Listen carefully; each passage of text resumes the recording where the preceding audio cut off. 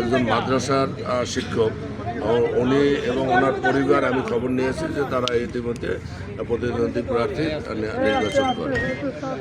এখন সেখানে সে ঢুকে আমার এজেন্টদের ডেকে ভোট গ্রহণ শুরু হবে আগামীকালকে সকাল 7:30 সে এখনই অগ্রিম তাদের কাছ থেকে সিগনেচার চাচ্ছে এবং যে রেজাল্ট শিটে সে করা যেটা ভোট গ্রহণ শেষে নেওয়া। হ্যাঁ, ভোট গ্রহণ শেষে ভোট গণনার পর নেওয়ার কথা।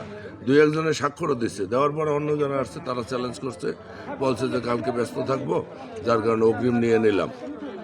এরপরে বললো যে আমি কিন্তু একবারে বেশি ভোট গণনা করতে পারবো না।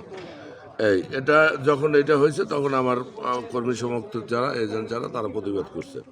পরক্ষণে আবার ওইখানে গিয়ে শুনলাম যে আমার প্রতিদ্বন্দ্বী প্রার্থীর লোকজন তারা স্কুলের ওই পাশে ওনাকে ডেকে হাতের ভিতরে টাকা পয়সা দিচ্ছে। আগেই ওই এজেন্টের স্বাক্ষর নেওয়ার আগেই সে কনভিন্স হয়ে গেছে। এটা প্রমাণ পাইলাম। ওনাকে জিজ্ঞেস করলো, উনি সমস্ত অকপটে স্বীকার করলো যে এটা আমি ভুল হয়েছে, কিন্তু আসলে এটা ভুল না, এটা ইন্টেনশনালি সে করছে একটা পক্ষকে জিতানোর জন্য। দেখা যাবে কালকে ভোট হবে, ওই সে আমার ব্যালটের উপরে নিচে দুইটা ওই মার্কা উনি দিয়ে একটা হিসাব কইসে একটা দিয়ে দেবে। অতএব আমরা জেলা আমাদের রিটার্নিং অফিসারকে অনুরোধ করেছি যে তার শুরুটাই ছিল একটা প্রশ্নবিদ্ধ, তাকে এখান থেকে প্রত্যাহার করে অন্য যে কাউকে দেওয়া হোক, আমাদের কোনো থাকবে না। এই ঘটনার মধ্যে আবার গাবতলা কেন্দ্র